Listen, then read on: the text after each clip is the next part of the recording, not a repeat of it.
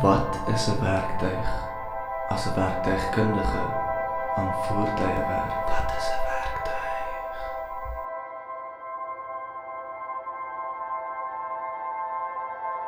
'n Brandblusser is die enigste ding wat mense hoop 'n mors van geld was. Moenie die huis afbrand nie.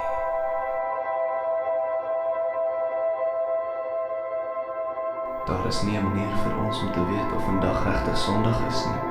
Ons moet net vertrou dat iemand telling gehou het sedert die eerste. Hoe kan ons